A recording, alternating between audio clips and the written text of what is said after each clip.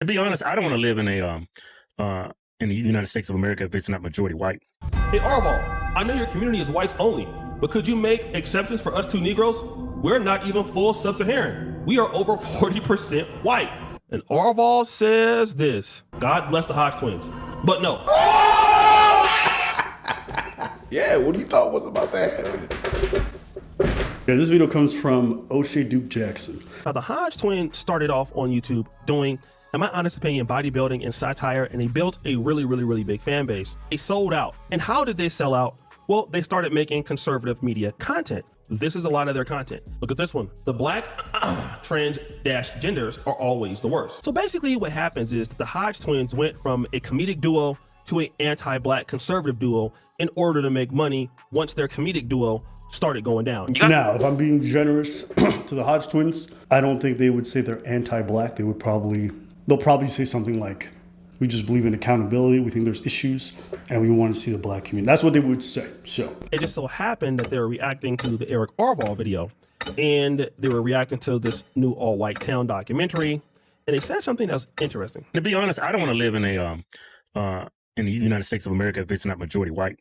Once it becomes majority non-white, it's, man. So I understand the fear of white people want to live in a country that's majority non-white. But they're not the only guys that talk like this. America is a nation, not just from an economic standpoint, but we also have an identity too, a cultural identity. And I'll tell you guys this too. As someone who's a first-generation American, my family's from Sudan, etc., I should not be saying this stuff, but I'm going to be honest. A lot of these guys that come from the third world, to include my old homeland, come here and scam. And the reality is, if we want America to stay America, we got to keep it majority white. We got to keep it the way it was founded. But there was a time where Myron, who was trying to defend white races, got into a battle with a guy, basically calling him a saying N-word. But you're sitting behind a Anon account, can't even stand behind what the you're saying. You got the nerve to talk to me when I got my real name out there, my real face out there. I'm live every day talking about actually contributing to the fight, and you got the gall to sit there and call me a stand, you piece of shit. I hope you wake up and have the replay, and I hope I come on a space I can see your dumb and actually talk to you.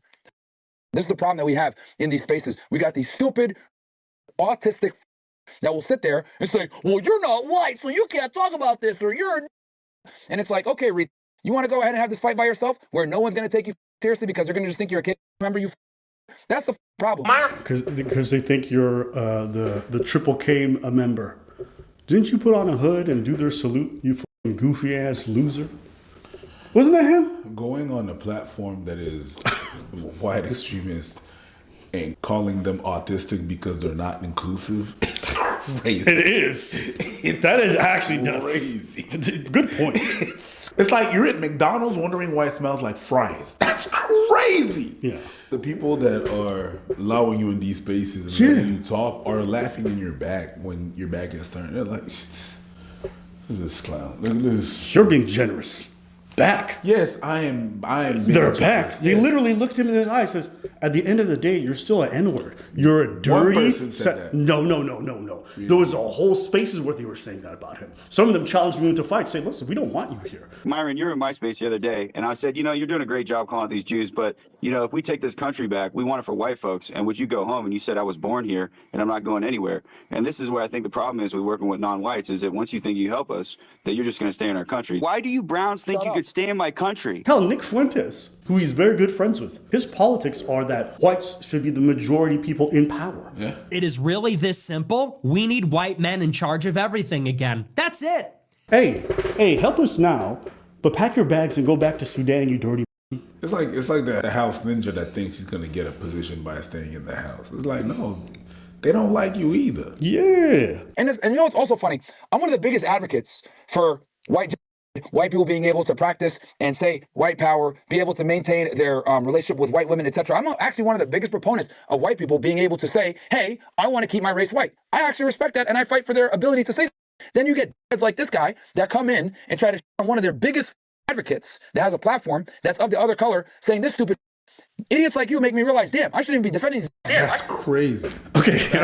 We just gotta appreciate this, how like buck broken these guys are. Okay, but you understand, definitionally speaking, that means that they want to exterminate you or they want you out of their fucking country. I'm not going to sit here and then do some kind of movement that's anti-Ethiopian and then be surprised when people with foreheads like mine get exterminated. You know, you're easy to spot. You made it clear what it's about. Shit, my shit's kind of shiny today too. It's always shiny. No, I put coconut oil today. No, but usually you sweat a lot. Touche. But I mean, it was summer and now it's fall, so I mean. I still sweat. It don't matter what season it is. This is where the Hodge Twins get their Negro wake-up call. So the Hodge Twins go on to Twitter, and then they put this message. Hey, Arval, I know your community is whites only, but could you make exceptions for us two Negroes? We're not even full sub-Saharan. We are over 40% white. And Arval says this. God bless the Hodge Twins. But no. Yeah, what do you thought was about to happen? You black too. What you thought? That it was... I don't even know how I got to explain this to people. Yo. You black. Yo, I don't say this very often, but you're genuinely you're simping for white supremacy. Yes. The same way these motherfuckers are on their OnlyFans paying and losing all their bread to like touch your bath water, they don't even want to let you into their hood. We respect what you say because we say the same thing, but you're part of the things that we say and we stay against, so no. That was so fucking pathetic. We're 40% white. Ugh. Also, actually, this is one question I want to ask. I want to ask, okay? For the white people watching, when you see guys like this, what does it feel like? I wonder what it feels like for them when they see dudes who are this buck broken worshiping their whiteness. If I was white, I'd be like, probably putting on some sunscreen and be like, yeah, we are superior. It's like RPGs, you know, when you get your racial traits, you guys need sunscreen. We need bulletproof vests. It's actually so impressive because even though you did this disgusting ass shit, right? Guess what? Most of the black communities will still take you in. Black, fucking pathetic. 40% white is black. Let's keep going. You're black.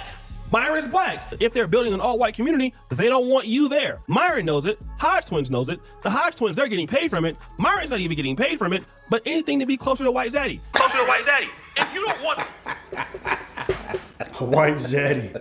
Crazy. I don't have a problem with black conservatism, but be principled and have a logical worldview that includes your existence in it. That's the bare minimum. That's like white people who spend all their day saying there should be no white people. I don't respect them either. That's fucking stupid. The worst part is like these motherfuckers are disgusting enough to birth kids into a world, and if they get their way, their kids are going to be the ones who suffer the most. How can I respect that? Hodge Twins are demons, bro. They have millions of followers. They've been on YouTube and they've been on social media for over 10 years, and they built their platform basically by bashing black people, and they decided to use their platform to attack a 17-year-old, a young man, not even an adult yet. Well, okay. Oh my God, I can't believe these guys are making me do this. They're using their platform to attack a black kid. Yes, who's alleged to have murdered somebody in cold blood. Yeah. You know, there's a bit of context missing there. I'm sorry, I'm not going to exactly feel bad for a 17-year-old who's rocking around the school with a knife. There's an angle for something, there's a legal case that has to unfold, fine. But making him this like super sympathetic, oh, he's just a It's not just that. To be honest, I don't want to live in the United States of America if it's not majority white. If you take a second and you step back, if these idiots who profess conservative values are really wanting a conservative country, they think it only happens if it remains majority white. First off, there's a huge segment of the white population that votes very liberally. 1. 2, immigrants, by and large, are more conservative than whites in terms of their values and their politics. Agree or disagree? Yeah, I tend to agree. The reason why a lot of immigrants who are conservative still vote liberal is not because they love everything they say. It's just because they want to be included.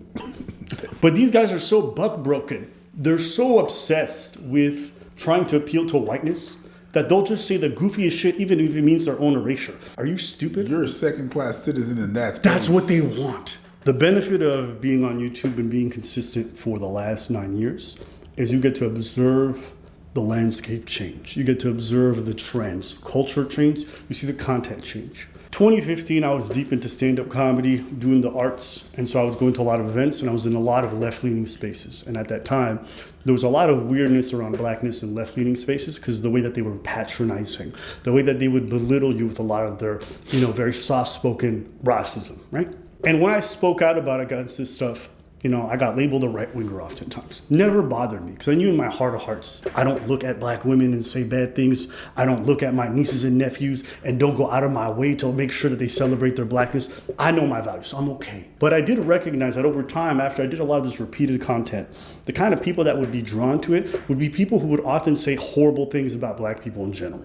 And I started looking at it very, very differently because sometimes you cannot be part of a movement, but if you operate online in the same way that movement does, then you might as well just be another agent for them. You're a contributor. And I get it too, because online, I'll be honest with you guys, if you're on YouTube, you want to get the quickest paycheck, be a minority, talk shit about the minority, you'll get a right-wing audience like this. If you're even half funny and charismatic, you'll shoot up to millions very quickly. And I've seen it with other creators where they are one way, then they start doing this kind of content. And what happens is that insidiously, very in the back of their minds, something starts creeping in where it's audience capture. You get this backlash from the audience, which is incredibly positive, which maybe with backlash doesn't work, but you get what I'm trying to say. And then you're constantly reaffirmed that you're correct and that you're based and that you're blah, blah, blah. And then you start redoing that content and it gets bigger and bigger. By the time you know it, you're like captured by your audience. That's why a lot of these guys can't say anything bad about their side openly, because the kind of feedback they get is so negative that they're almost pressured to do that. I'm incredibly proud when I put out a video and you guys disagree with me and I don't take it down and I don't feel bad. Now, if I'm wrong, I'll do another follow-up video and I'll admit it. But I will never be mad by the fact that I'm not beholden to you, the audience, when it comes to my values. These people will sell their soul, they'll sell their kids' future, they'll sell anything because the feedback loop they get for being different is too strong. And the last thing I'll say is a lot of these people who do this kind of content, you'll notice a very particular trend. Black people when I was growing up treated me badly. Black women rejected me. It's a lot of that stuff. And I personally, this is my own theory, a lot of these guys had negative experiences with black people growing up. And so they go into adulthood and they carry that on. And when it starts to come into their content, it seeps in. And then they get positive reinforcement and like, damn, this is the first time that I can openly say this shit about the people who hurt me when I was a kid and feel rewarded. But you only have that experience because generally you're going to be around black people. So it's natural that they're going to be the ones that are going to go after you or make fun of you. I have friends who grew up around only white people, black friends, and they got made fun of. They heard racist comments from them. I had other friends who grew up only around Asians, and they got it from those folks as well. People often look towards the race of the person hurting them, not recognizing like, bro, if you're in a community, that's why black on black or white on white crime or Asian on Asian is always the highest percentage.